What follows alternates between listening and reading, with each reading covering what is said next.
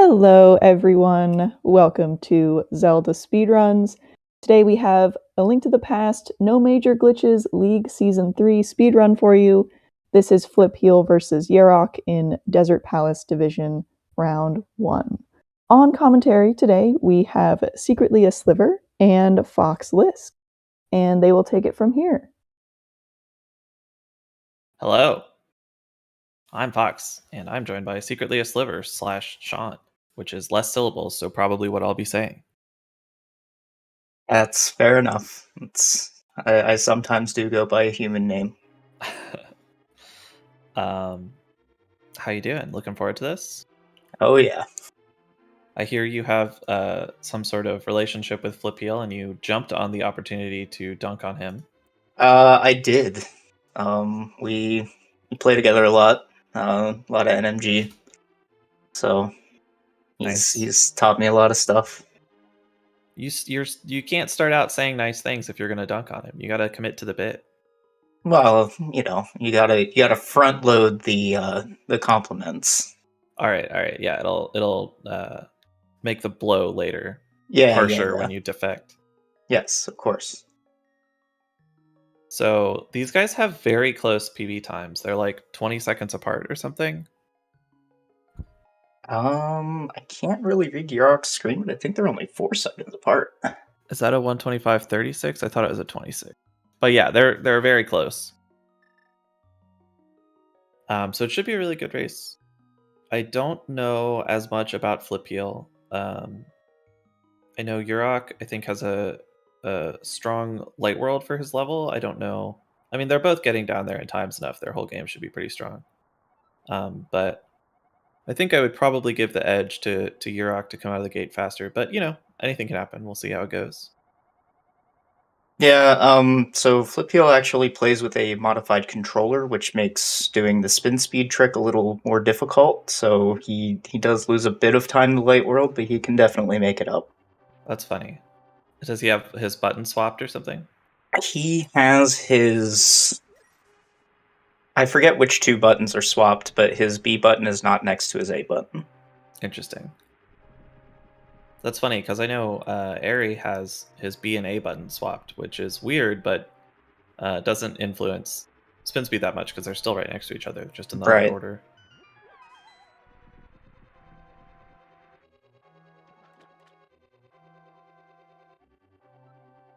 So, what do you think about the escape? Just in general? Yeah.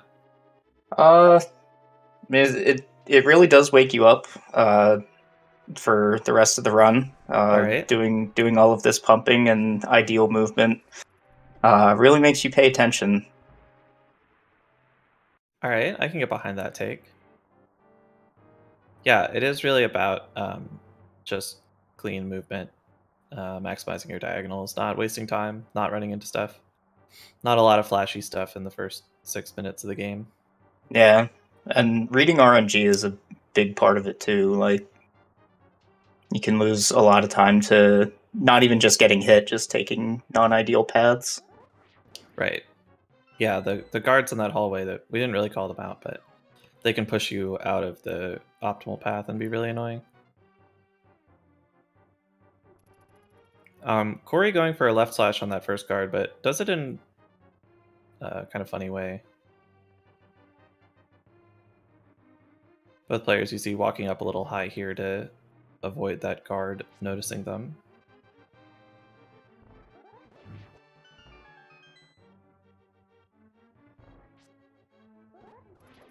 Yeah, so you can see right there on Yeroc's screen, he got that poke dash at like max range, and that's the kind of thing where like you can walk a couple pixels deeper on that guy and lose a couple frames, but you wanna optimize everything you can here.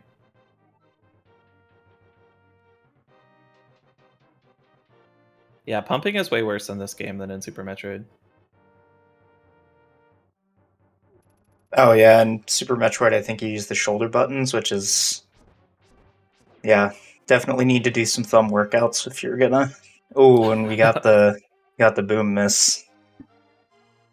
Yeah, the timing on the diagonal boom throws is pretty awkward. But both players getting through ball and chain without taking much, well, I guess taking any damage. Flipheal must have walked into a guard earlier. So shouldn't be worried about their health here. Sometimes in a race, ball and chain can just mess you up, and that can be a little bit scary, but shouldn't be any issues here.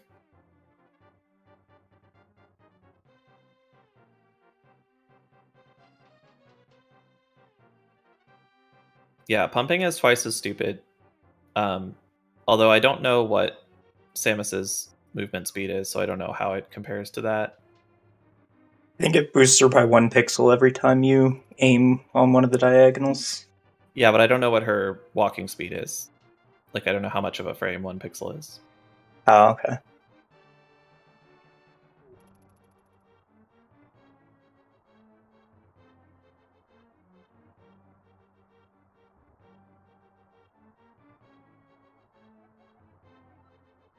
Coming up on the sewers here. Gonna have, I mean, I don't know, kind of more of the same. The second big RNG part of the run, well, big is kind of a stretch, but ball and chain is like pretty tough and can sort of get you, and then you can get unlucky on the location that the key rat goes in a few screens. Those are sort of the big things in the escape. The rest of it's your fault, but those things can kind of own you. Yeah, depending on the path the key rat takes, you can lose, I think it's about 1.5 seconds if you get what we call the Seattle rat. Yeah, I think the very worst key rat compared to the very best key rat is like close to 2 seconds, but mostly it's pretty close, somewhere in the middle. Flipheal having a little bit of clumsiness here. We get a nice little share cameo on Flip's side. Yeah, the viewers can't see the cams, but we have a cat in Flipheal's face cam. So Flip got better key rat RNG there. Yeroc handled the northwest key rat pretty well though. Looking pretty good.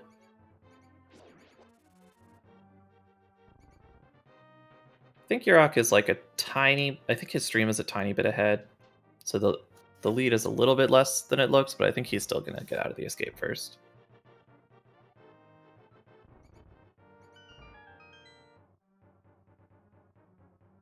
It's like a 52 from Yeroc and a 53 from Flipheal. Very close. I assume both players are going to get Sankard here. I don't think Corey does in his PB attempts. I don't know about Flipheal. Flipheal, it depends on how much health he has. On 2 hearts, it's just basically based on feeling. But right. I think in a race scenario, most times they're gonna get Sankard. Yeah. It's not that much time for how much safer it makes Eastern and Hera, especially. Like, races are very rarely won by 3 seconds, so it's unlikely to impact the outcome of the race. Unless it impacts it by keeping you alive, in which case it saves you like 1.5 minutes, so. Almost everybody gets it in races, but not everyone.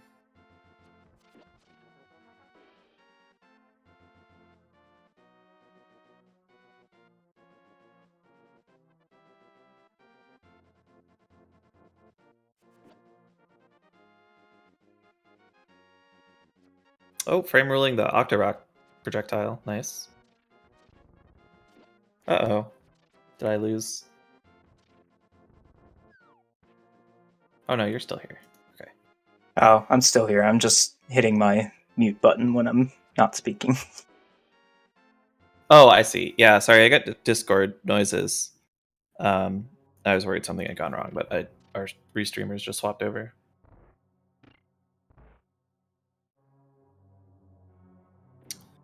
So Eastern is kind of a lot like Escape. It's a little bit more techy, is the way I think of it. Escape is basically all just about clean movement, maximizing diagonals, taking optimal paths through rooms. Eastern has a few more rooms where it feels like you're really doing like speed tech. For example, this Stalfos room right here. There's supposed to be 4 Stalfoses that spawn, but we're gonna Only spawn 2 of them and kill both of those while they're spawning. Very nice.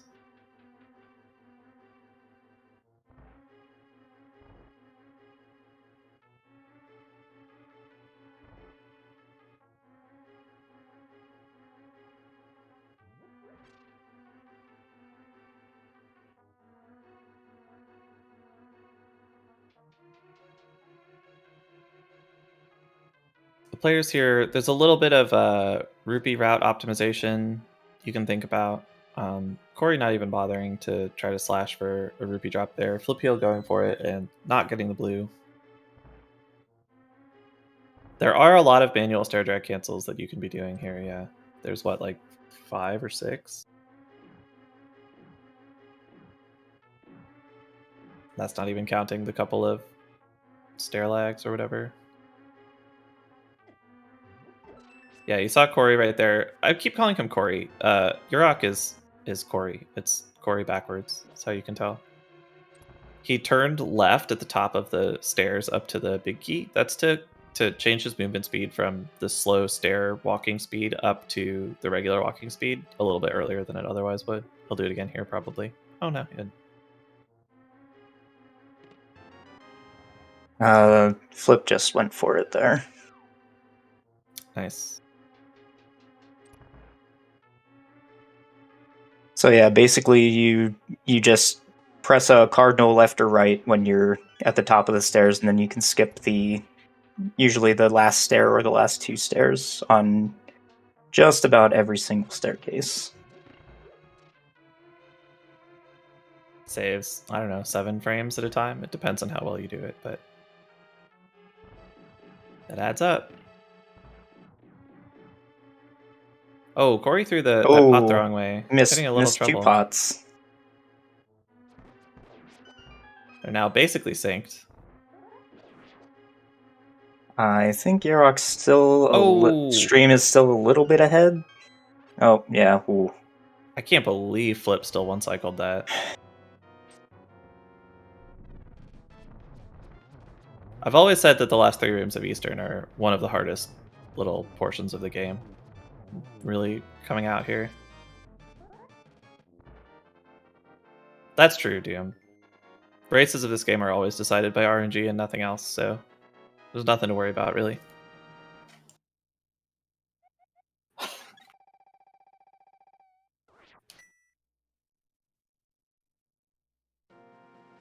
Looks like Yeroc's going to maintain his 1-second lead out of Eastern based on their exit times here. All their slight issues all canceled out.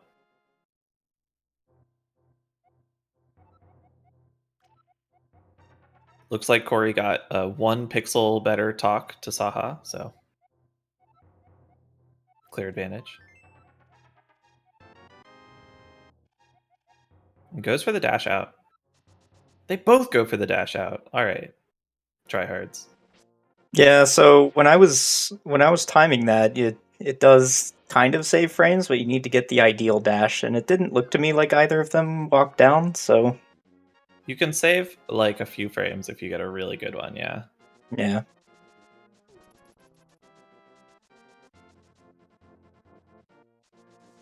Now we just gotta go get our book.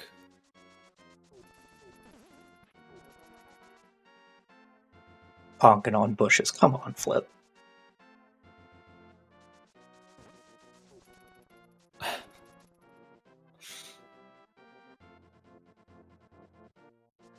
We see Corey going for an extra super speed there, and Flipheal not going for it. Saves like maybe 30 frames if you do it really, really well. I can barely get it to save. I think it's even less than that, actually. Yeah, it's pretty marginal.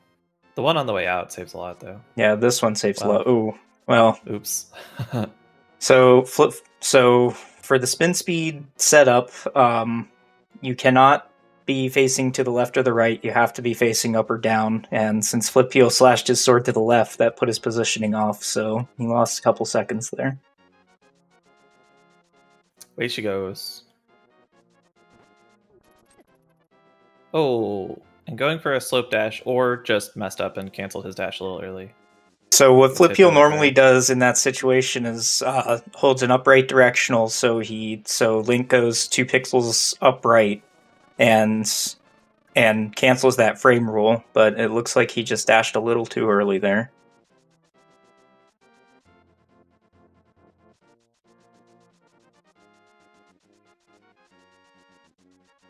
Corey with another stair drag cancel. Yeah, and a good use of the menu there too. So a lot of runners you'll see they'll use their menu in the water dash, but what Yeroc did there was since he doesn't need it for the water dash, he used it to set up the stair drag cancel on Desert Palace.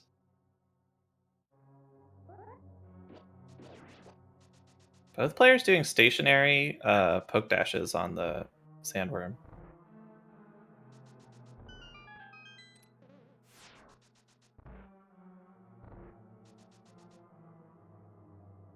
Maybe that's the new meta.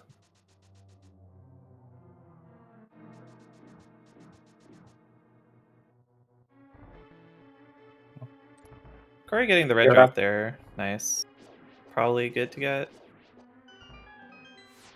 Flip not going for it. I think it's like pretty So the way that it arguable. fell on Yeroc's side, it was like right beside him, but Flip was actually closer to the door when it dropped, so taking that extra time to go and get that probably just was not worth it. Yeah. I think it's like really... I don't know. I think it really doesn't matter either way, anyway. Especially with 7 rupees in hand, and he's Yeah, probably you're going to already get another fine, 5 yeah. drop at some point.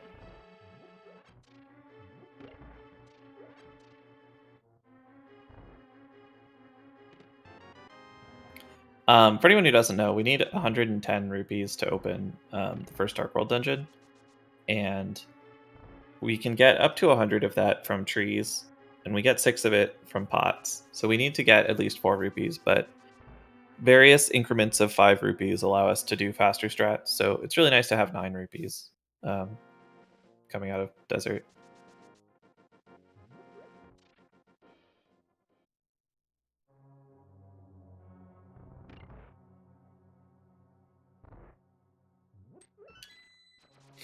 Both players now just a couple rooms away from the boss of this dungeon, Corey slashing the wrong way, unfortunately, which is one of the hardest things to optimize in the whole game. Very, very RNG heavy. It relies on having really precise bow mechanics, as well as just like a lot of understanding of how the worms move.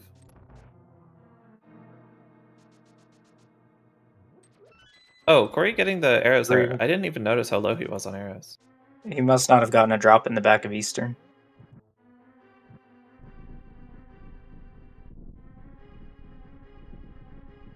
Yeah. So we'll see how this goes. You can do this in 2 cycles. You're pretty much always happy with the 3 cycle. Oh, a little bit off center for the last worm there. Looks like he's going to get the recovery RNG. Oh, he missed one. Alright, so good cleanup in 3 for Corey. Looks like a 3 for Flip also.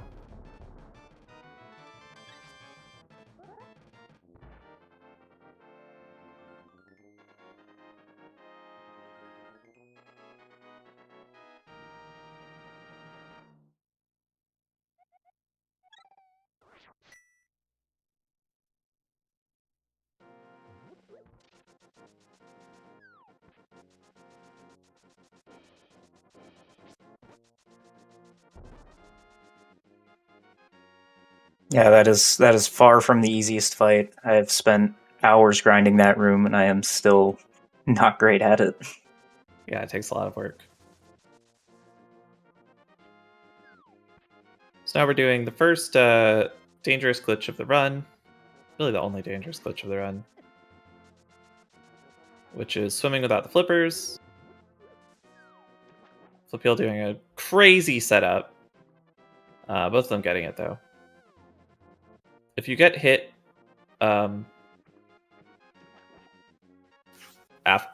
while you're on that second screen there, you get stuck.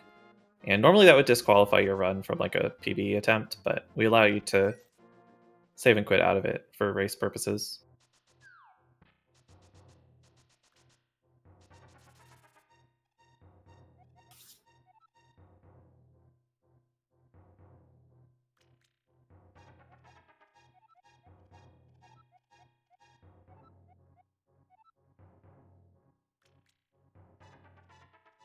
So now both players are going to be coming to Death Mountain Climb almost full of hearts, which is not a guarantee, but is very good.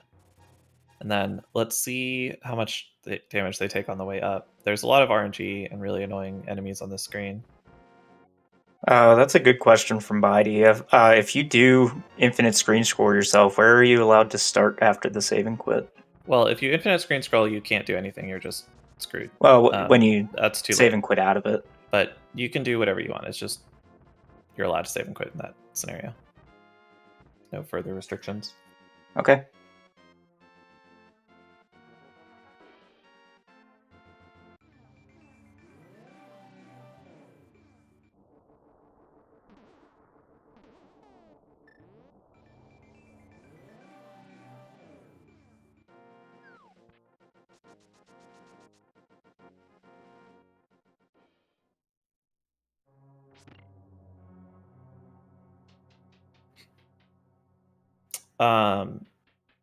Sorry, I looked away to look at a message, and apparently Flip took a couple points of damage. 2.5 hearts should be fine. But obviously, Corey's sitting pretty with 6 hearts. Got to be feeling good here. So this is definitely another intense split in the run. Death Mountain is very RNG heavy. Everything does 1 heart of damage. And then you've got the Dead Rock enemies, which are everybody's best friends, and no runner has ever said a bad thing about them. Right. Alright, Flip getting the boom dash on the first try. No, he didn't. He missed it once. On the second first try, then. Yeah, there you go.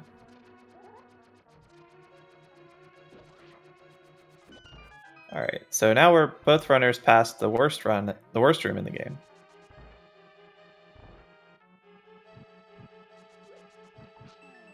Both players lighting the bottom right torch before the top right torch. That's interesting. That's not how I usually see it done. Yeah, lighting top right before bottom right puts Link in a better position to get the chest grab. I'm wondering if that was just a little bit of flailing. I don't know. Maybe it's just how they do it.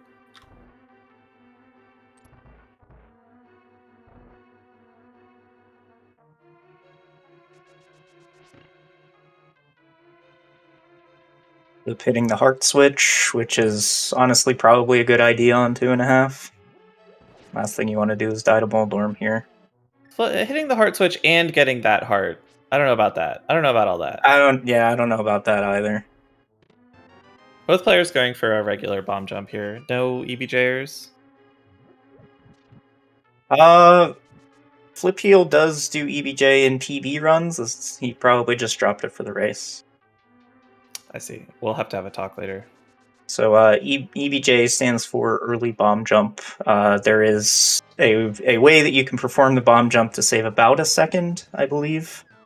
But it is very risky. You have a lot less time to set it up than the normal one you just saw.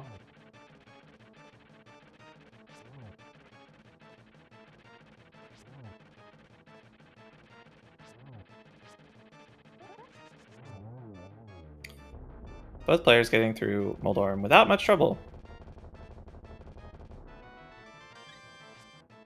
Pretty good. Pretty good. Still very close. Flip has broken the pendant and can't find it on the floor.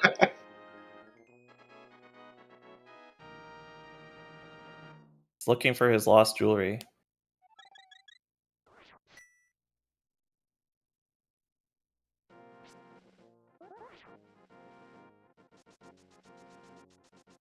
So now we make our way down to the money tree. Money grows on trees in Hyrule. No need to steal from old men. To be fair, we don't necessarily know who owns the houses that we rob later. Corey on a very annoying amount of rupees right here. He would love to be on 44 and skip a red rupee, but he probably shouldn't on 43. You could gamble on a 50-50, but I don't know, I don't like it. Corey getting the bush guard in a spot where it can't really get you, which is nice for later.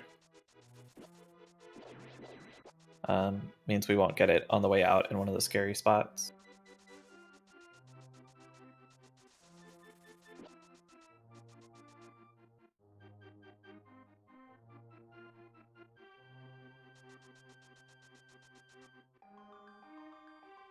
Yes, Flip is 1 rupee short of where he would like to be. He'll get 2 chances at a rupee drop from the ball and chain guard to Naga's Tower, but if he doesn't get that, he'll have to get the rupees from the Dark Room of Melancholy. He only gets 1 chance unless he wants to spend all evening walking around that room. I suppose that's true.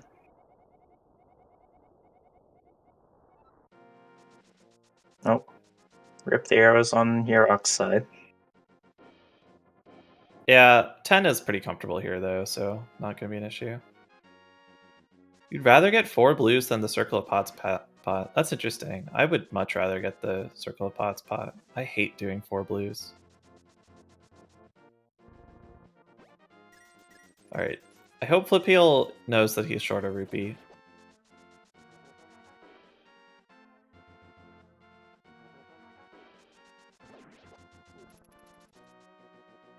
Flipheal going for the kill on that green guard, which Corey did not. I really like killing that guy. Oh, Corey getting... Oh. Guess he was slightly off grid. I didn't even notice.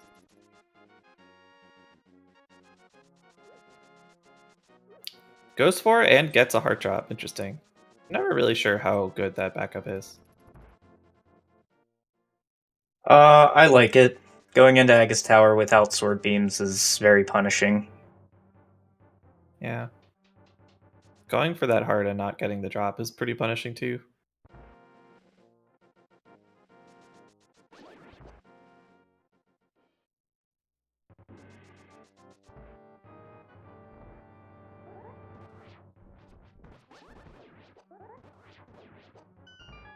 No heart drop from Flip. It does look like he hesitated to pick it up if it dropped, so I think he knows his situation. He can get another green rupee in Circle of Pots, which is different than the other Circle of Pots we were just talking about. There's a lot of Circles of Pots. Oh, Corey getting shivved by the guard there. Nice chest turn from Flip.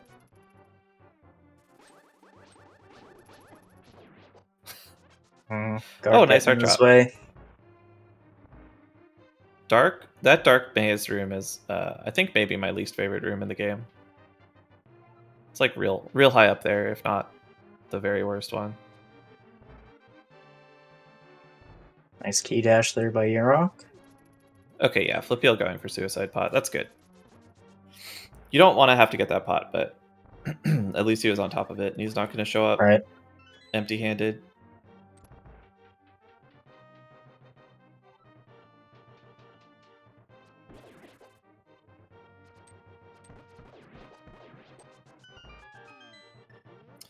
Oh wow, Flipheal messed that room up and is now on the minimum number of arrows possible. This is quite the Aga Tower for both players. There's some stuff happening here. Yeroc's lost a few frame rolls and gotten bopped a little bit. But now we come to everybody's favorite boss.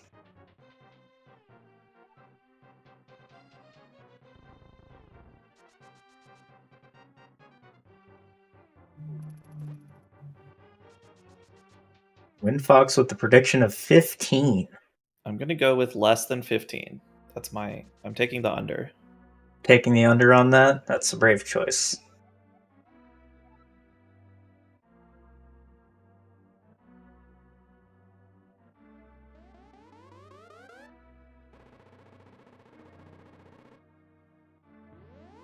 Check's going with 16, which I also think is probably wrong.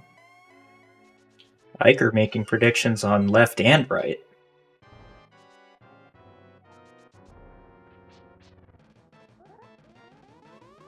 Yeroc has not been getting lucky so far. So, just to explain it for the audience, Aghanim has 3 attacks. He always opens with a reflectable ball and then does 3 attacks, which are either reflectable or not, and then a lightning round. It's not a ball. And every time he gives us one of the attacks that we can't reflect, we just lose either 6 or 12 seconds, depending on how the cycles line up.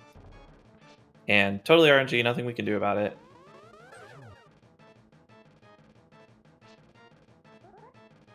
Corey looking quite unlucky so far. I haven't been watching flips, really.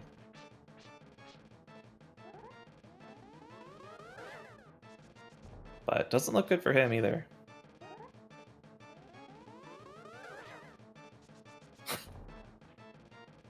I think Bitey has already lost this prediction. Well, Bitey might lose it just on Yeroc's.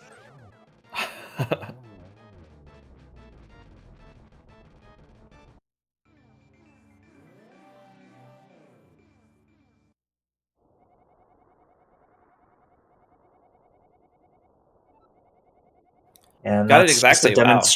Nice. That's a demonstration of how much RNG this game really has. Now you're gonna see Flip take about a 15 or so second lead into the Dark World here. Was it that much? Wow. Yeah, that's the main RNG portion of the run. There's other places. I mean, there's RNG in almost every room, but that's the big chunk of RNG that you can't do anything with.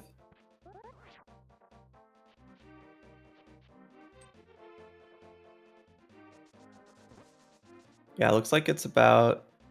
I can't read their splits, but we have a 30 30:03 for Flip, and I can't read on the right. I think it might be 30:13. I think it might be a 10-second lead, but it's somewhere around there in any case.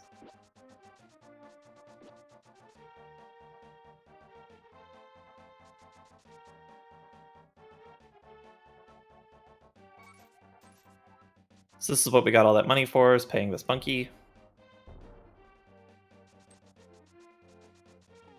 Yeah, how does the monkey even carry the rupees?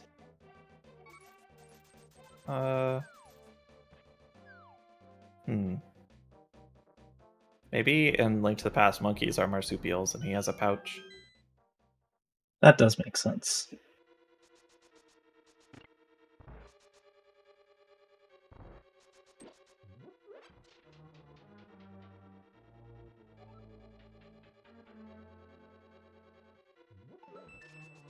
So the big news about this dungeon is the one major glitch that's allowed in this category, which is called Hammer Yump, where we clip through a rail to get the hammer early. 2 pixel perfect locations. Did Flip already get the key? No, Flip doesn't have a key. Okay. We'll see how he handles that. I believe he just realized it. He did not. Does he? Okay, he remembers to go downstairs from here. Sometimes you see people mirror out because of panic and not get that key. All right, well, there we go. Now Corey's in the lead again. Flip dashes up after that pot. Oh, boy. Not usually. I believe this is panic. A little bit of nerves coming out here. And he dropped down to Stalfos basement again. Oh, boy. All right. Deep breath, bud. Get it together. Get it together.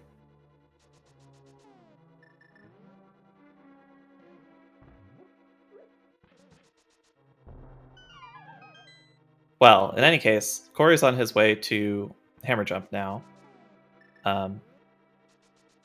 He's got to place a bomb on a specific Y pixel and then stand on a different specific Y pixel to make it across the gap. And he's actually going to place and throw another bomb in between those 2 locations. Hopefully it goes well. It's, runners of this caliber have done this trick a gazillion times, but it's definitely still pretty easy to mess it up. Yep, there we go. He placed it facing upwards instead of facing left. Threw everything off.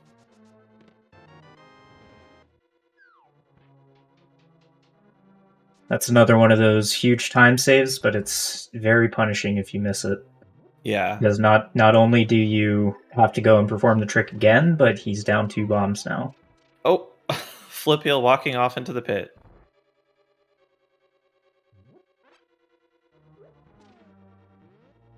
Okay, Corey gets across. His life is looking sketchy now, unfortunately. Yeah, he took a little bit of extra damage from the bomb there.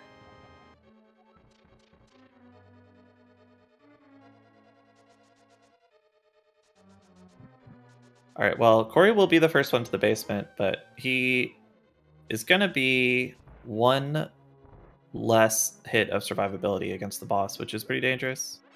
He's also going to lose a couple seconds because he will not have sword beams for the basement to hit the switch. That's a good point, yeah. It's going to add 2 menus.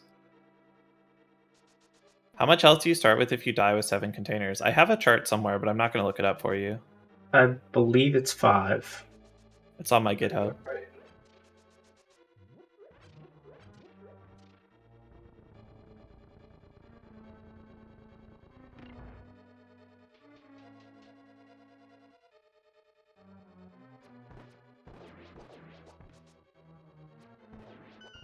Okay, Flipheal remembers to grab arrows. A bit of a miss menu there from Yeroc.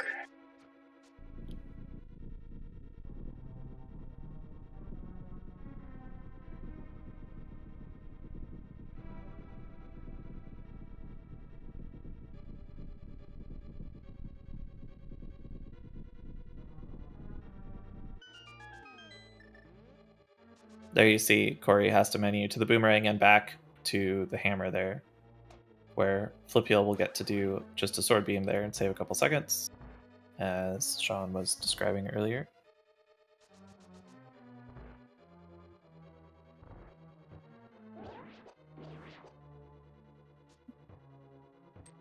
Oh, well, I was just about to call the turtle room went well for both, but looks like Flip still has a little bit of nerves going on.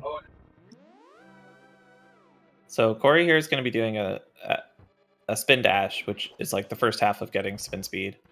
But it also replaces your hammer hitbox with your dashing hitbox, which is much bigger when you're facing north and allows you to hit Helmasaur, especially in phase 2, much more safely.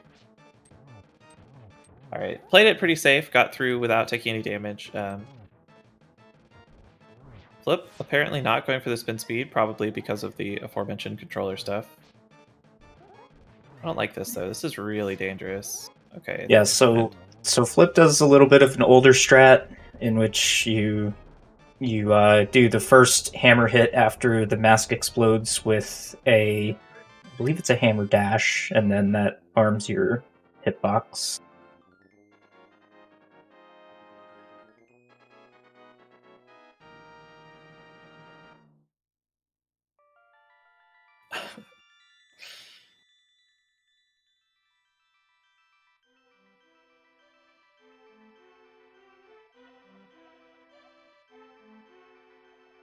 Alright, well, a little bit of a rough pod for both, but as any speedrunner knows, it's not about how the run is going, it's about how you recover.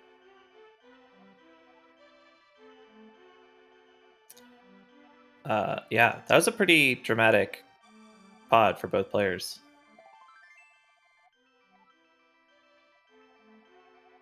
Corey skillfully avoiding the lottery.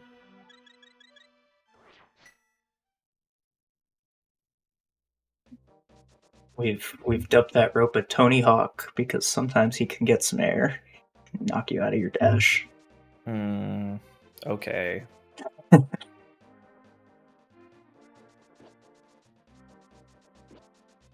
Are you missing the item dash? And again? Okay, we get it.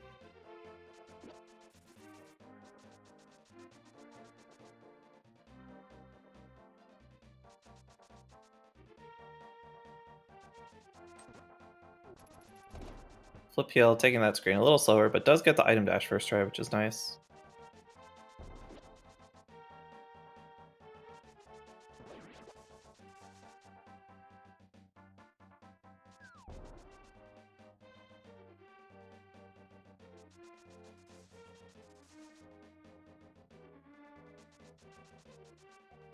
Now we're collecting our flute. This is the longest overworld segment in the game. Obviously, part of that is that we have to sit through multiple cutscenes.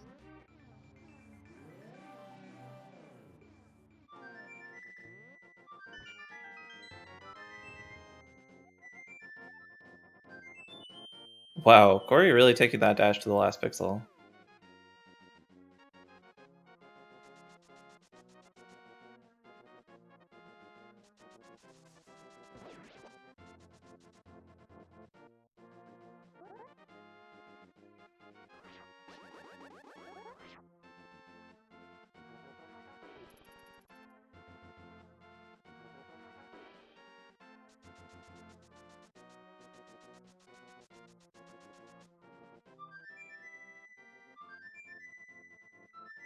All right, and now we have a bird companion to guide us through the rest of the run.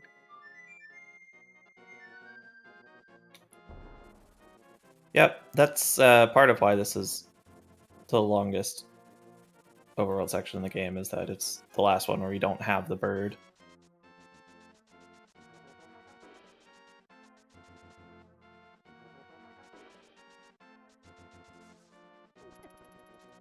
Oh, Flipheal a little high there. Gets hit by the guard. Doesn't really matter. I mean, it's a bummer to get interrupted, but this isn't generally a dangerous split at this level. They've already avoided most of the places where they can take a lot of damage, so something really, really horrific would have to happen in Thieves Town for anybody to take a death here or anything. Oh, that's Classic Skullbush. It's a fun little feature of this game. Sometimes you can just randomly bonk for no reason.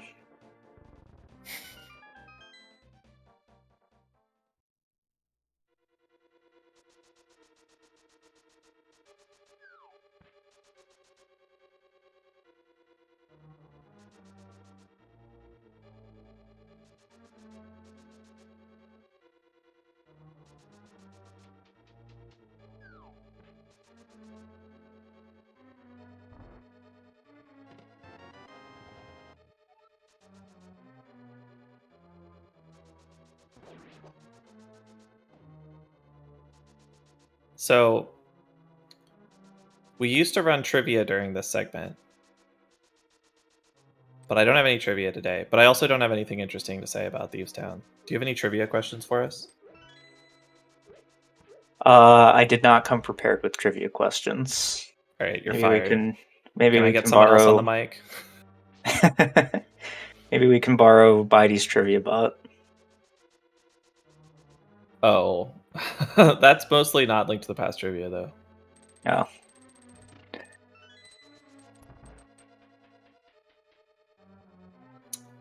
Why go to this dungeon so soon? That's actually a great question. The answer is basically we don't have flippers yet, so we can't go to Swamp. So the dungeons that you have access to after beating Palace of Darkness are Swamp, Thieves Town, and Skullwoods. And Thieves Town is on the way to Skullwoods, and we don't have the flippers yet. The reason we don't have the flippers yet is because getting 500 rupees in the light world is not very good, and also we don't have a convenient way to or from the flippers location. So we do this first, which gets us the mitts and the bird, which we can use to combo getting the flippers. We can then go to Ice Palace right afterwards, which is fast coming from the flippers. And also there's a ton of money in the Dark World outside this dungeon, so it's sort of everything works out.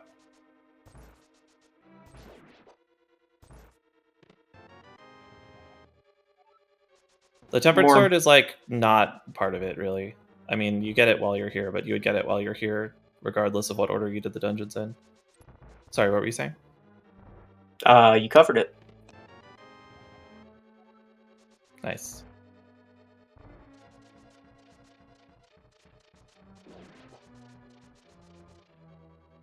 Coming up with the boss fight here. This boss fight is scripted. Also nice ammo for Flipheal.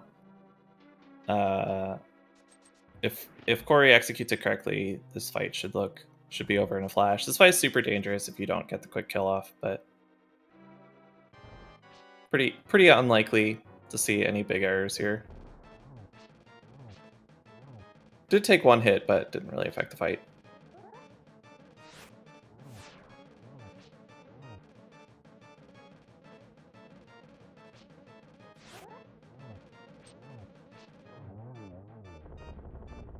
Nice script for Flip too.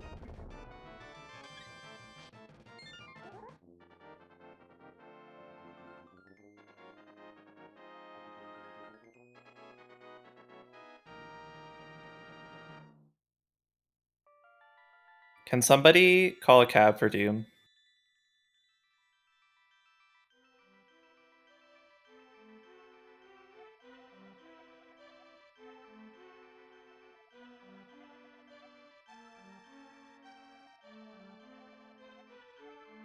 Where are we dropping, boys?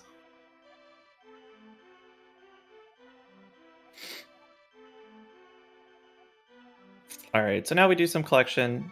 Oh man, Corey is not great on bombs right now. You want to have 5 right now, and he has 2. Yeah, I was surprised he didn't pick up the extra one in Thieves Town when he walked past it. He said in chat that he wanted that bomb. I wasn't sure which one he was referring to, but maybe that was it. No, this is 100%. This is 100%. This is any percent, no major glitches.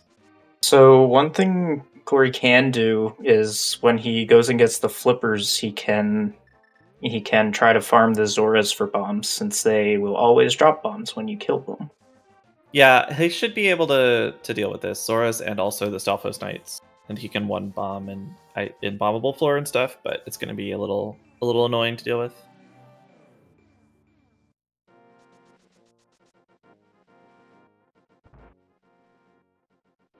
Oh yeah, that's true. Corey does hover the bomb jump in Skullwoods. I don't know if he always does it sometimes, but I assume that he will since he's off bomb route.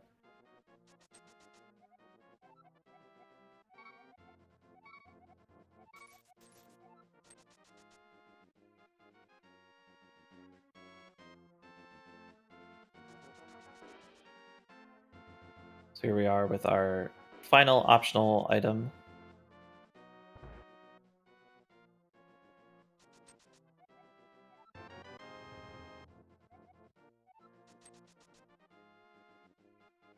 That is not a fence dash. Okay, he knows.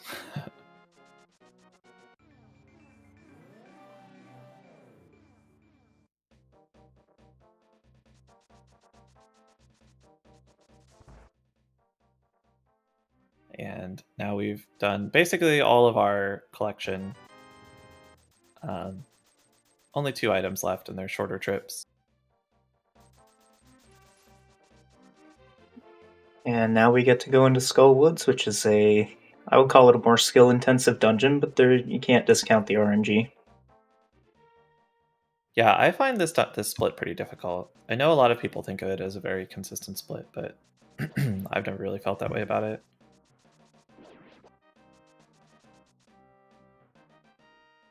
Good mummy room from Corey. That room can be pretty dangerous if it goes south, but didn't really have much trouble. Flip getting pretty bad movements from the mummies, but gets out of there with just taking 1 hit.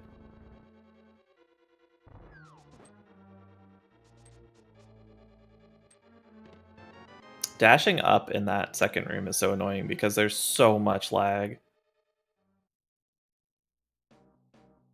And there we get the hover from Corey. He gets it, but gets owned by the Moldorm. Oh, nice save. That was pretty swag. Flip going for an early bomb jump. Man, kids these days with their meme strats and Skullwoods.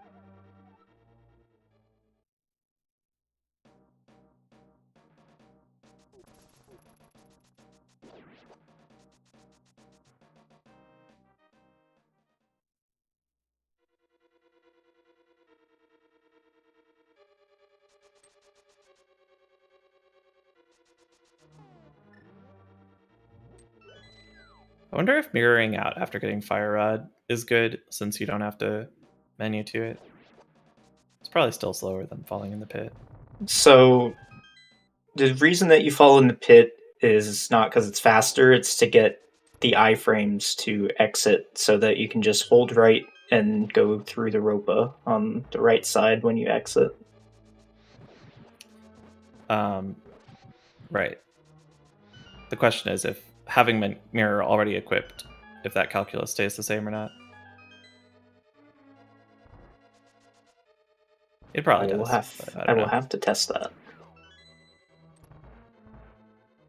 Flip narrowly missing the key there, but got it without killing the Helmasaur, which you want to avoid because it messes up your prize packs potentially. Pretty good fight from Corey. Very good fight from Flipheal. Yeah, that boss can have some crazy RNG that just burns through time. So good to see they didn't get any of the bad ones. Yep, pretty smooth. They're very close now.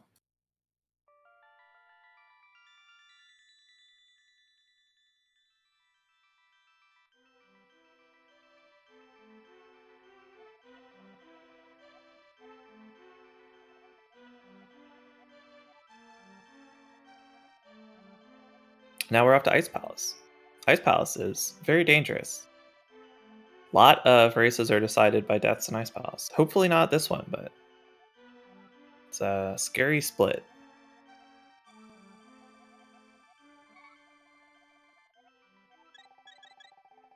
Yeah, scary split, and also taking damage on the way to Ice Palace is not really ideal because you really, really want those sword beams when you go in.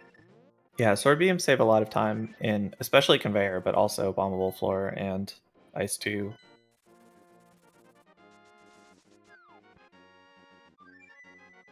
can hear Flipheal playing the flute there. That's not just spamming because there's nothing else to do. That actually, for weird memory layout reasons that I don't really want to explain all of on stream right now, makes the Fire Rod work better in the first room of Ice Palace.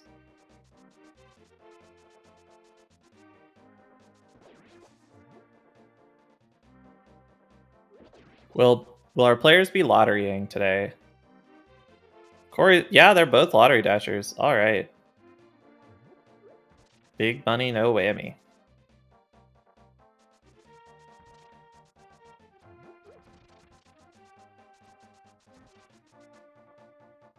Can somebody ban Yoho?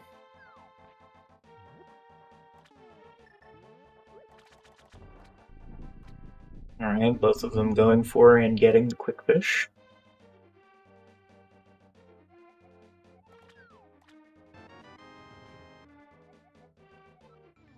So normally in the game, to activate the catfish, you need to throw that rock inside of his little ring of stones there. But there is a pixel setup that you can do so that you can have the rock land outside of the stones but still trigger the cutscene.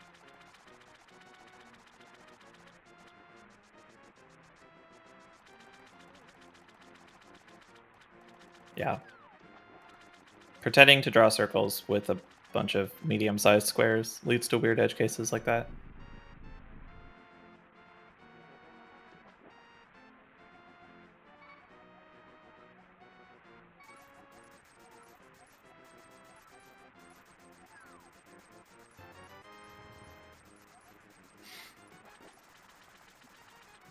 Now we can swim without risking killing the run. Yeah. Which we're going to do in, what, 4 rooms or something?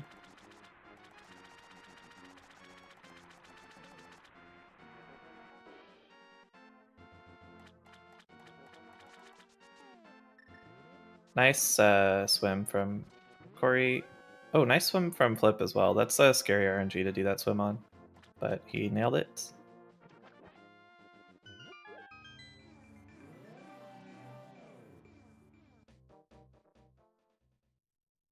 Ice Palace is the worst. I cannot disagree with that. I kind of like it. It's terrible casually. We skip like a third of it in the speed run with the creatively named Ice Palace Bomb Jump, which we'll see here in a minute or so. Yeah, without this bomb jump, you have to circle around the dungeon, I think, 3 times. I think you can do it in 2. I don't know. I remember learning it for GDO, but it's been a long time. But it's a lot of extra rooms and time. Corey is farming a bomb here. This seems like it's probably slower than I think he getting one in burned one Stelphos to. Nights. I think he burned one to go farm one, so he's still in the same position here. Okay. Flip briefly lost his mind, but we're back on track now.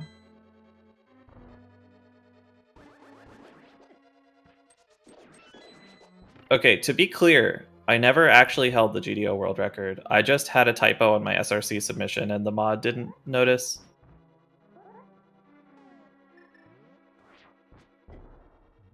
This has been a pretty sweaty Ice Palace so far. But okay, alright, everything's fine. We are now perfectly synced going down the stairs into Penguin lineup. We are no longer perfectly synced. The room is actually surprisingly hard. It does not look very difficult when you see a runner pull it off, but very easy to mess up. Thanks for correcting that title, Yoho.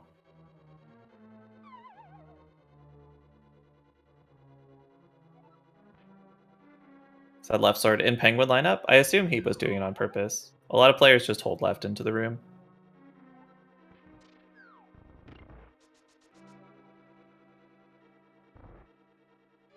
I don't like it for a couple of reasons, but it's definitely a thing people do. If you do the right sword slash instead, it covers if you have sword beams or not, but it's a matter of preference. Yeah. Corey missing the spin. Flipheal doing a left corner? What is going on? This is a strat that he cooked up himself that sometimes gets hacked by RNG like he just did. But essentially, you spin him to the left, and then you charge your sword again to double spin into a slash. And it doesn't lose time, but you need the RNG for it. Well, I'd be interested in seeing it work.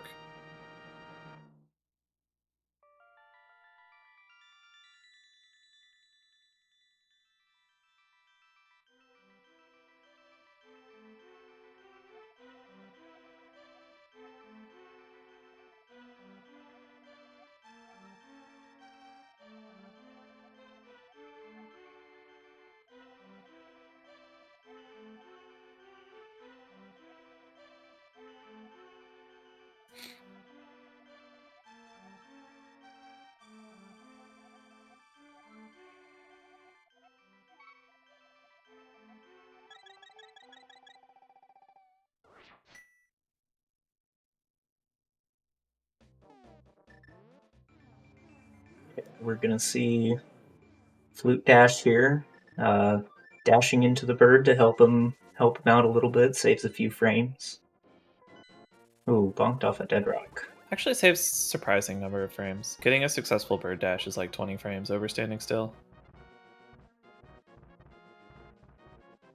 Both players doing Ether and Swamp Palace, which is the correct choice. It looks like Flip is going to get Ice Rod also here, which is not the correct choice, but that's fine.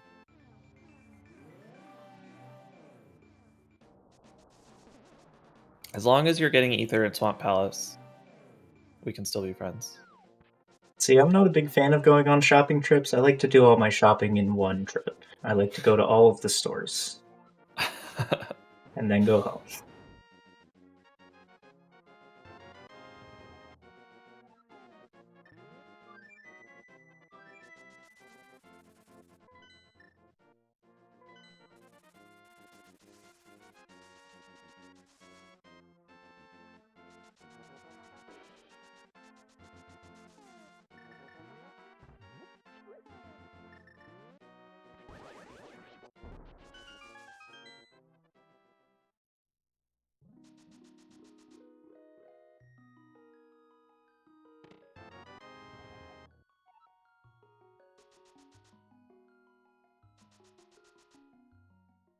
Swamp Palace? Okay.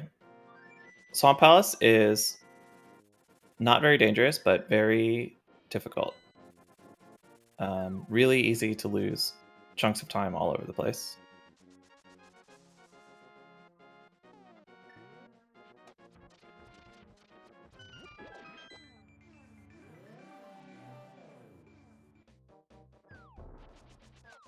Yeah, when I was first learning Swamp Palace, I was very surprised at all of the minutia that you have to do in this dungeon to make it even a little palatable. Yeah, it is full of enemies doing annoying things and weird RNGs and movements you need to handle.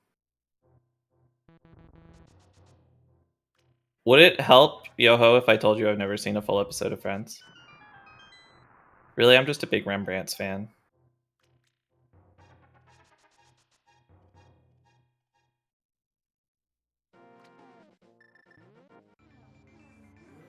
Why did they mirror just off to the side? So, if the camera is on certain positions when you transition between worlds, either mirrors or taking Dark World portals, you get a faster warp animation, saves 34 frames, and so they were trying to land on a pixel that gets a quick warp, as we call them. I wasn't watching closely enough to see if either of them succeeded, but that's the reasoning. I believe they both only went for one way and they both got it. Nice.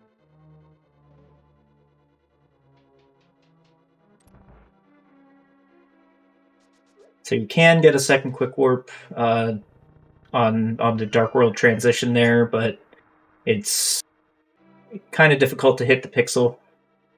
And of course, if you spend those 34 frames setting up a 34 frame save, you're no longer saving time. Right, yeah.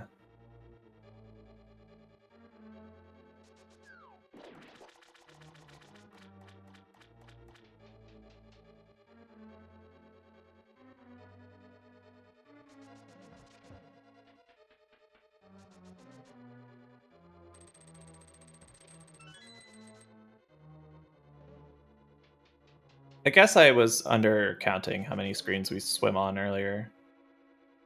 It's probably like 10.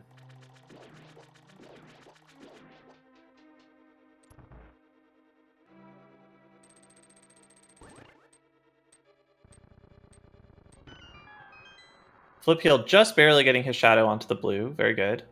I didn't see how Corey did. I believe he was to the left of the switch, so not as ideal movement, but SMH.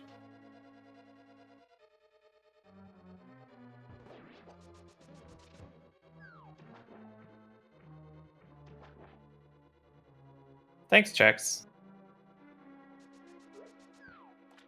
I agree with that. Practice ROM for this is amazing, and I do not think that I would be as far as I am without it.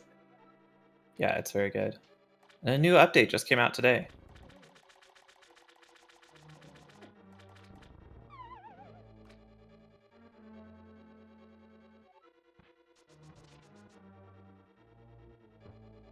What?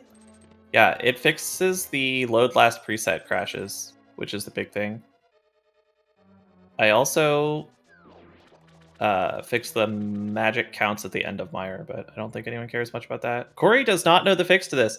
The fix that I always blather about, and Yoho always yells at me for blathering about, but apparently I need to blather more because Yeroc doesn't know it. If you're supposed to hook dash in that room, and then you can pick up the pot first try every time under the statue. But if you don't get the hook dash, you can just hold up and mash A, and you'll grab the pot.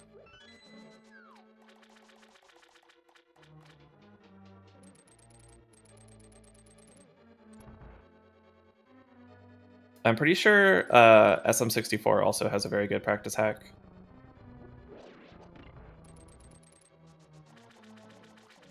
Well, you just saw, well, maybe you weren't looking, but Corey just actually hook dashed back down to the bottom pot to get the hook dash state to pick up the pot, so clearly he didn't know it.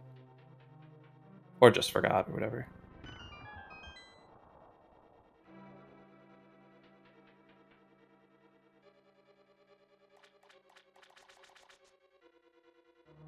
How many blocks must Link travel before dashing is more advantageous than walking? That's a very complicated question. The simplified answer is 4.5 tiles. But it depends a lot on everything else that's going on, right? The rest of the geometry of the room, etc. But if you're just walking in a straight line, it's 4.5 tiles.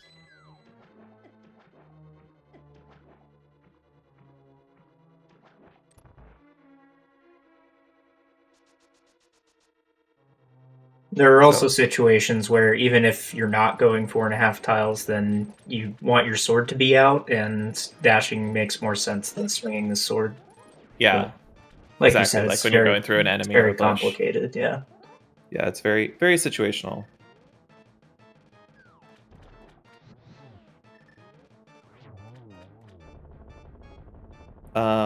I was talking about dashing, so I didn't see phase 1 from either players, but I did see that Flipheal got the Fire Rod Quick Hill in phase 2, and Corey did not. Corey looked like he was good for the 0 cycle, but Argus said no. So, just got RNG'd there. Bummer. If you kill all the puffs around Argus before he decides to do the first whirlwind attack, he doesn't do the whirlwind attack, but it's very possible to kill the last puff such that he does a whirlwind attack with no actual puffs to spin around. Ooh, Yeroc just took some damage. That's kind of annoying for him. Because we're about to go into Misery Mire, which is another dungeon that you want your sword beams for. Going for the 50-50 there. Nice and 50-50. Gets it. Interesting. I wonder why he bothered with that. Just as a backup for Spooky, I guess? I assume so, or maybe just to try and carry it into GT. Yeroc took damage after he exited the swamp staircase trying to flute dash. He bonked on the pillar thingy. Yeah, statue.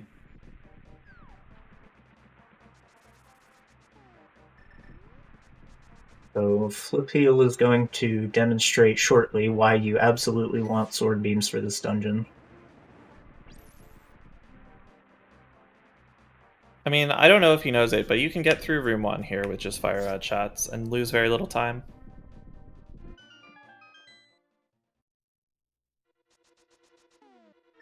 But beams are easier and faster.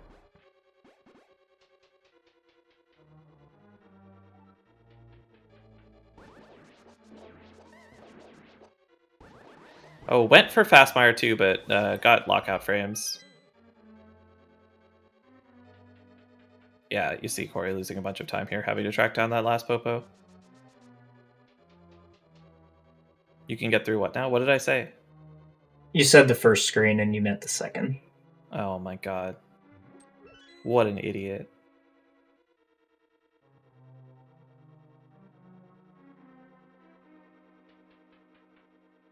Yes, what you said was not untrue. You can get through that first screen with just fire rod shots.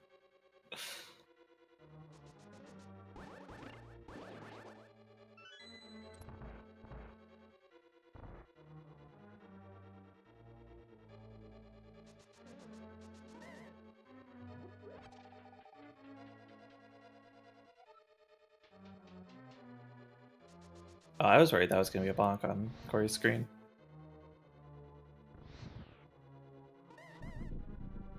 And now we get to take a nice little water break as we wait for this wall to move. About, I believe, a 17-second cutscene. Yep. One of the longer ones. Looks like Flip got about a 7-second lead here.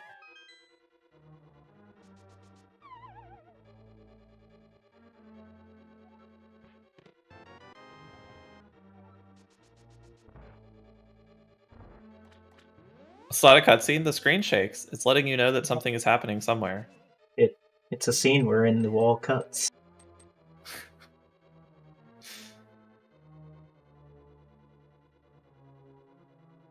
How much more do you want? And see if anybody's a gambler today. Sedge. He was a little low there, so he was never going to get good deboost.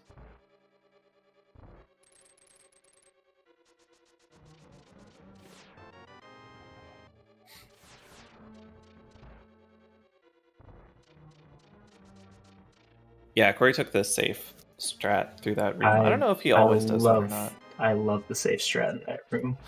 It's slower. Just learn Vidi. It's fine. You can afford the damage. I believe in you. All of you in chat, I believe in you to fight Vitreous with one less heart. I've thrown too many PBs by dying to Vidi. That doesn't matter. That's all in the past. The future is Spark Gamble. Flipheal there, kicking up dust. Corey's going to do the same thing. This is to abuse the weird fire rod mechanic that I refuse to explain.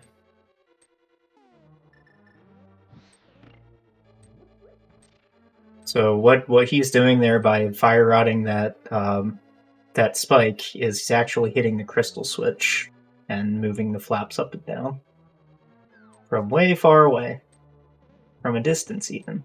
That's also what we're doing on this next screen that Corey just bonked on. Oh, okay. Yeah. Unfortunately, getting hit by the anti-fairy drains your magic just enough that you can't do the last screen. So just have to go old school for that. I don't think that's true. Because you have 1 block extra worth of magic, and I think that an anti-fairy only takes away 8 magic. I will have to look could have at done it. Good Vidi fights. Only Corey doing the menu to mirror, though, so he's the moral victor.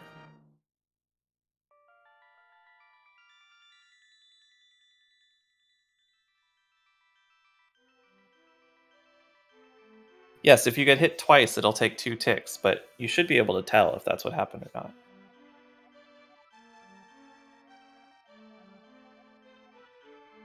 Yeah, I gotta go anti menu to mirror in that room. I've definitely killed that boss and then mirrored out of the room, so it's dead to me forever. I don't have whatever mental processing glitch causes people to mirror out of that room. Once I equip the mirror, I just stop using items. It doesn't occur to me that I still have the bow equipped. But if that's a thing that happens to you, then it's definitely safer not to equip it. Matt7898 rating with not a number of viewers. Oh, a nice Waffle House. Let's go.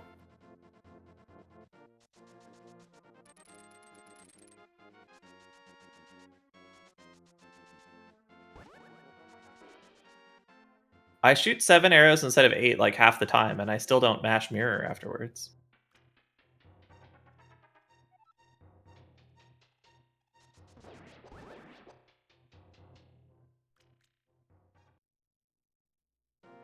Smothered and covered. Good God.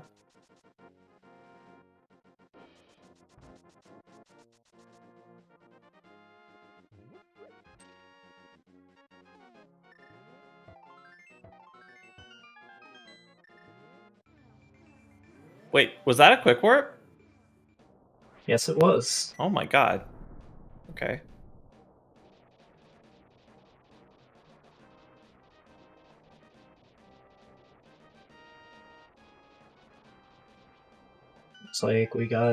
Looks like we got it on the other side as well.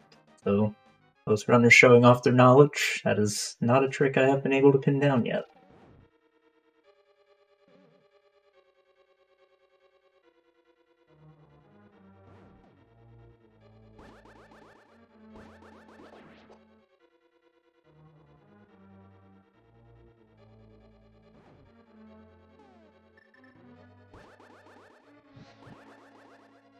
Alright, this is Turtle Rock. Definitely one of the dungeons I like to have fun in.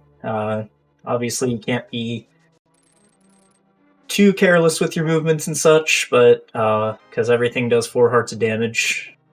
But you can do things like iframe abuse, like Flipheal just did, to clip through that rail.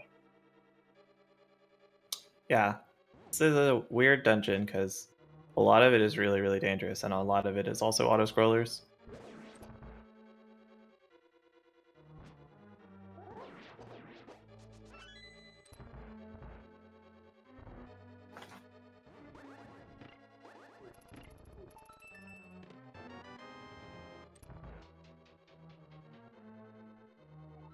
Getting through chomps. One of the things we want in here is some drops from these pokies, like Corey just got. So now he has beams, which is good. Okay, yeah, going wide left there. That chomp was moving really slow. I don't think he needed to do that, but I understand going for it or going that way. Flipheal grabbing some extra arrows so he doesn't have to open a chest in Ganon's tower. He's still gonna have to open a chest, right? This will only put him at 24. Getting both drops there. That's good.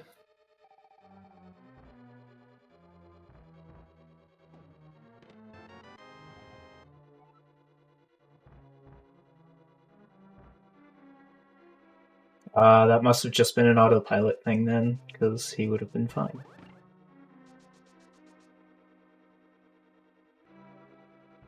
Yeah, I assume either he just always gets his arrows or he wasn't looking.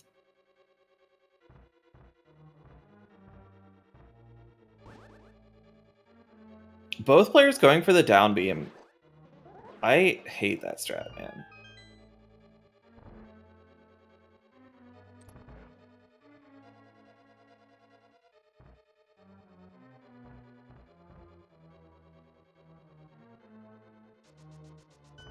Flipheal coming up to Crystal Roller Room.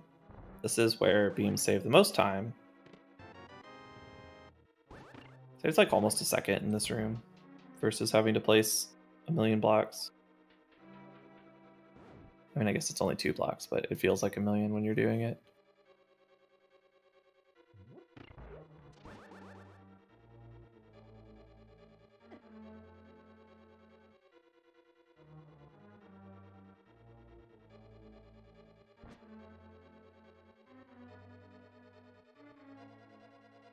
Alright, let's see if Flipheal breaks out this spicy laser skip strat. Looks like it.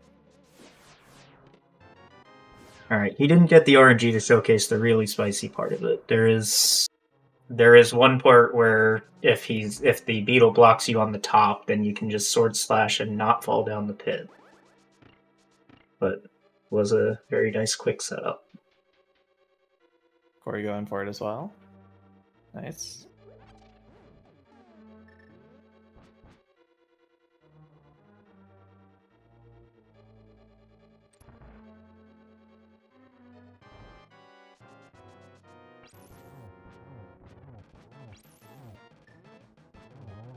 Flipheal going for a pretty standard Trinex fight here. Looks good. Wow, he menus before the phase 2. Interesting.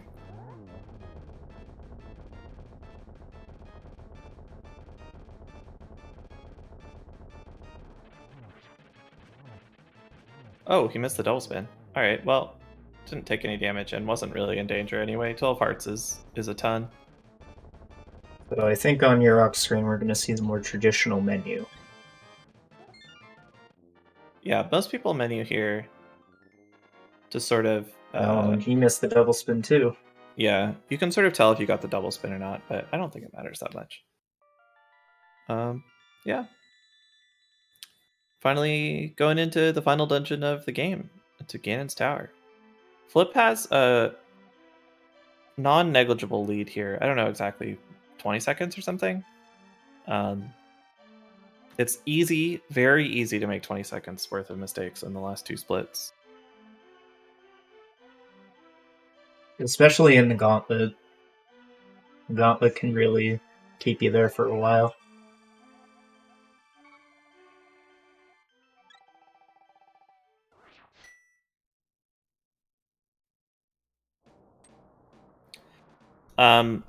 The boss explosions already... You can't really add lag while boss explosions are happening.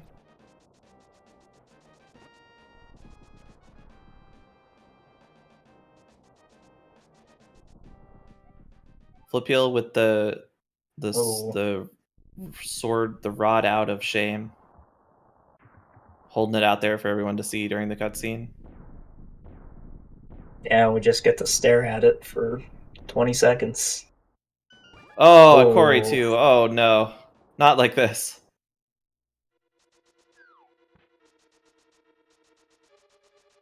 Canceling your dash there saves a little bit of lag on the cutscene.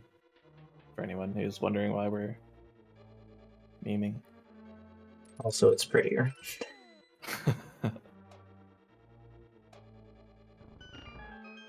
So GT is a very long dungeon. It's got an interesting combination of a bunch of like tricky movement rooms and a bunch of tricky combat rooms, and is topped off by a very difficult boss. Not to survive, but to do fast. Very intense skill testing segment of the game.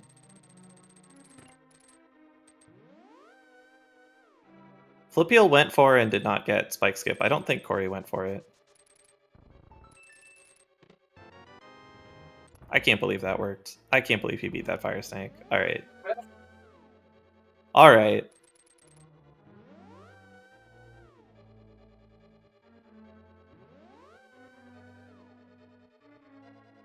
Corey going for the same strat, but not brave enough to tempt fate and push the block upwards. Flipheal using the menu to read the bonk pixel, reading it incorrectly and bonking into the wall.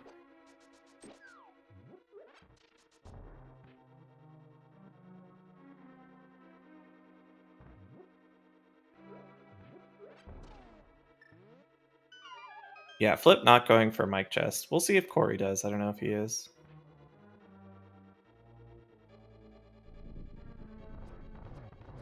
It's, you know, quote unquote correct to go for here. Yeah, he's going for it. Gonna take a hit from the anti-fairy. That's not a big deal.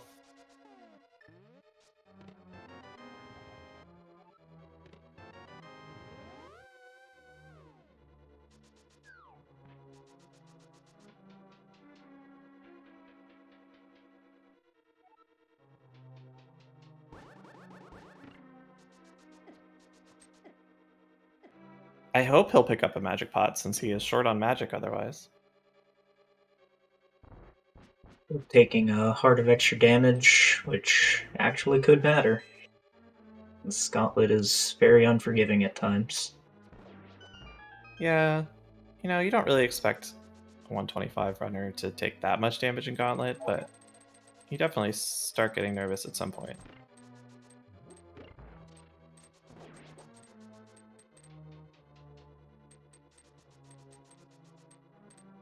Yeah, you can do stuff to deal with being short on magic, but all those options are not great. All right, Flip, getting the dash through Cannonball Z. Let's go.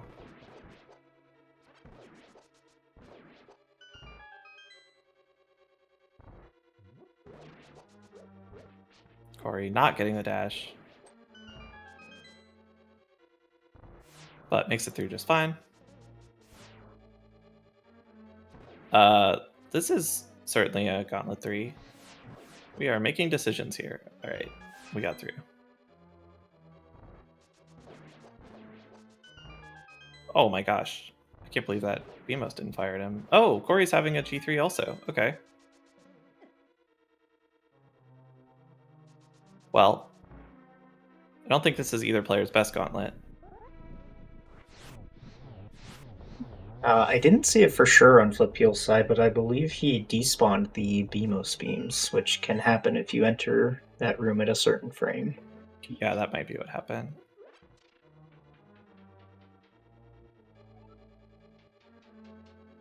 Bad hop on that left worm and on that last worm. Yikes. I guess he didn't need the magic after all. So Flipheal's about 20 seconds ahead, leaving land mode 2. Which is a good lead, but still very easy to give away.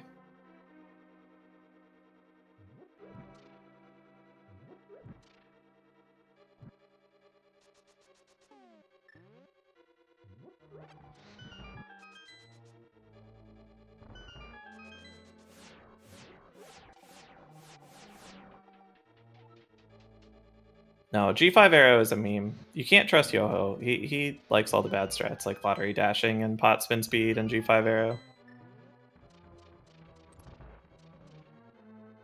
Uh-oh, Corey. Shooting a rod the wrong direction. Luckily he had extra magic there.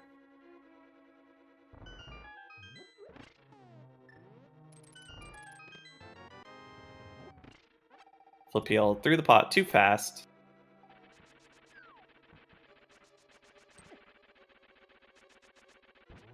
Bad frame roll there.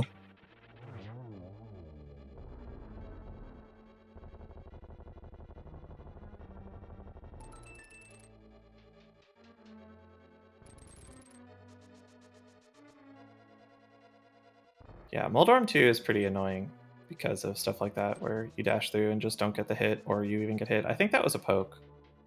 Yeah. Alright, well, no falls, so that's good.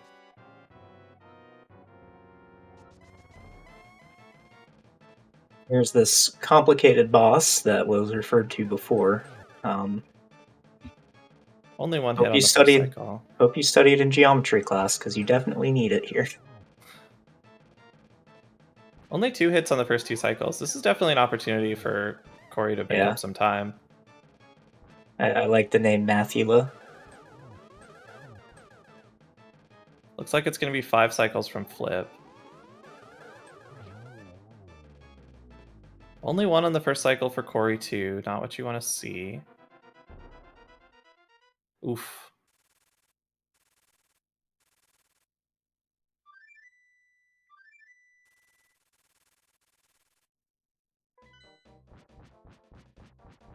Uh-oh. Yeah, really showing off how difficult it can be to get through this boss quickly.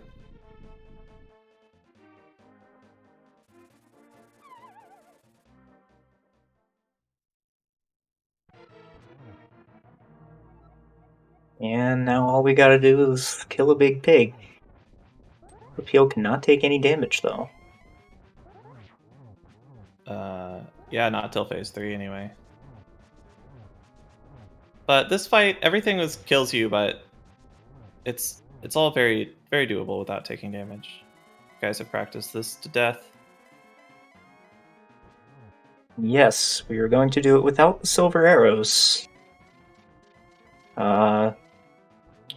What you'll see both runners do is if you hit Ganon at a certain point while he is warping, then it will do damage to him. You need to spin attack Ganon 12 times in total to kill him. Oh, Corey taking an unfortunate death. Flip opting for lamp torch glitch. If you light the left torch before the right torch goes out, the right torch never goes out. I don't know if Flipheal always does lamp torch glitch, or always does it in races, or if he's watching and knows that he's ahead. But decided to play it safe and is going to take this home, barring unforeseen catastrophe. Yeah, I know personally, whatever RNG Ganon gives me, I will make a decision in that moment. Personally, I don't want to make any decisions in this fight. I do everything the same way every time. That is absolutely fair. GG to Flipheal. Corey going to be finishing up in just a minute.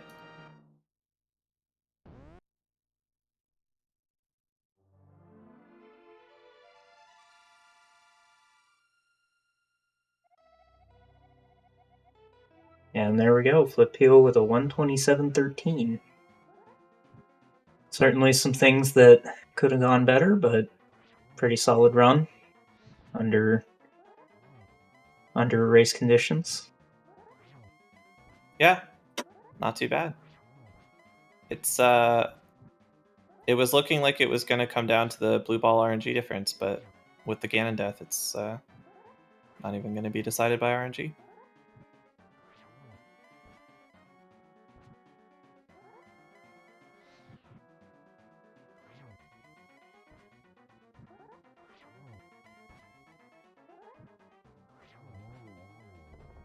And GG to Yeroc as Ganon is blowing up. Looks like it'll be about a 128.20.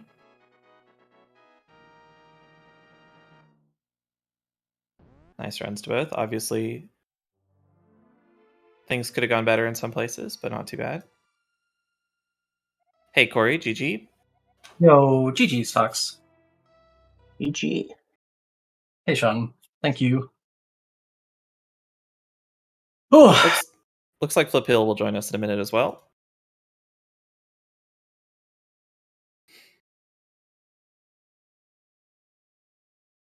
dang. Yeah, 10 blue balls and a Ganon death. Probably not your favorite run of all time. The Ganon death was just icing on the cake. I think I had already lost at that point. Yeah. I don't know. I wasn't sure what to do. I saw that I was like, I went from being like 2 seconds ahead at the end of Ice to 10 seconds behind at the end of Mire, and I didn't feel like I had a bad TR, but just kept losing time.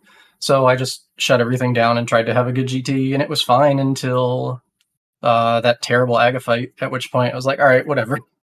Yeah, that was pretty rough. Flipheal, GG. Also had a pretty rough Aga too.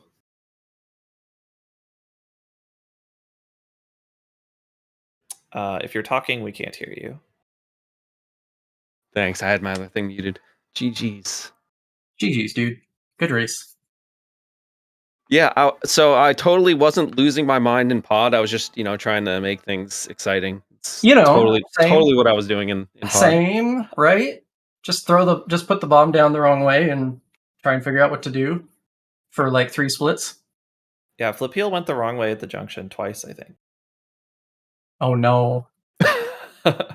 Then proceeded to mess up like everything else possible. Just it's not every day it's not every day you have a longer pod split than Thieves without dying to Helma. So yeah, that's not ideal. Yeah. I don't know. I do like that it was as close as it was for the majority of the race. I'm glad that was probably exciting for people. But I am extremely unhappy with how the end of that went for me. Not to say that you don't deserve the win, because you played very well. I mean, what 7 blue ball deficit in that pod I had. I mean, I don't feel I deserve to win, but yeah, I had a little bit of like not being terrible at the end. That was I golded TR by I have to check my real splits, but that had to be like 5+ seconds. Nice. Wow, nice. 2 mistakes. Like that could have been a sub 7, which would have been insane. Nice, dude. Nice work. Yeah. What else did we do that was fun? You had synced cold stare parties. That was pretty scary. That was great. Flip was actually an Oko at that point. I think you could take 1 hit, although I might. Yeah, I was very worried for him when I was watching that. Like for whatever reason, Twitch is messed up enough right now that I'm like probably like 20 seconds behind the restream. So I was able to just sit there and watch both of us flail around. Yeah, that's pretty normal for restreams. It felt great. I mean, if it felt further behind than normal. Yeah, that might be. I was like, oh no, please don't die. Yeah, this one was interesting because this is probably the first one I think around Aga I put up the restream because I was like, my light world was terrible. Well, let me see how far behind I am. But then I saw that I got really lucky with the blue balls, and then after that terrible pot, I was like, oh no, you must be insanely ahead. And then we were still kind of close, and I was like, okay, and just kind of kept peeking in here and there. Yeah, it was nice and close for most of the race, which was nice. I didn't see anything of your GT. Mine was pretty unremarkable until Moldorm 2 and then Aga. First half was pretty good. If I didn't miss the bonk to get across, I would have golded the first sub split, but the second half was pretty bad. You both had some trouble in G3 and some trouble in Aga 2.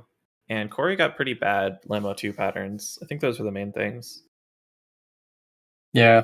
It was weird. I felt like really good about it because I was ahead of like average going into Lanemo fight.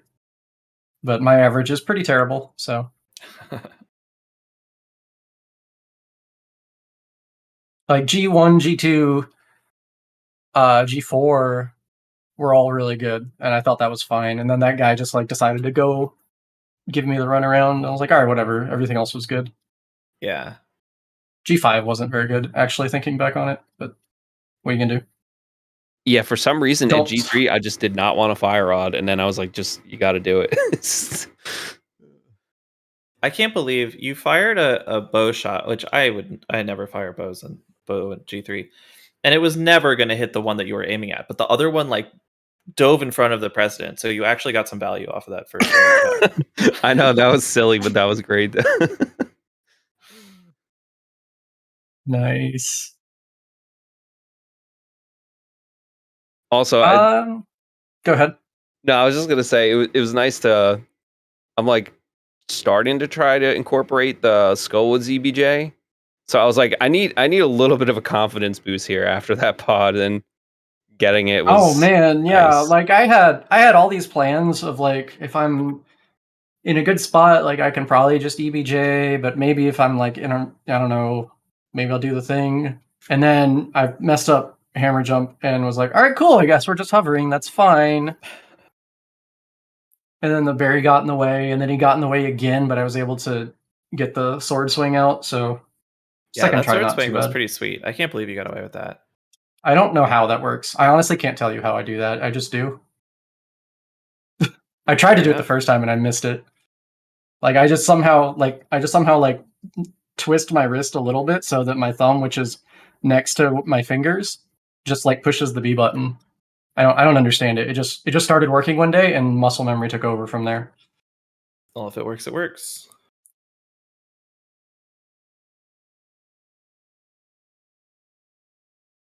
Trying to think if there was anything else that was interesting or that I wanted to talk about. I can't think of anything at this point. I've forgotten it all. All right. Well, Flipheal, you have anything else you wanted to mention before we wrap up? No, I think that's about it. Thanks for the comms, the restreams. NMG League is pretty hype. Do you know if are there two comms or anything for later? Yeah, me versus Spidey is getting restreamed, I'm pretty sure. Sweet. In an hour and a half. That's gonna be another good one. Hopefully. Yeah, that'll be coming up at 11 p.m. Eastern tonight, so on this channel. So stay tuned for it.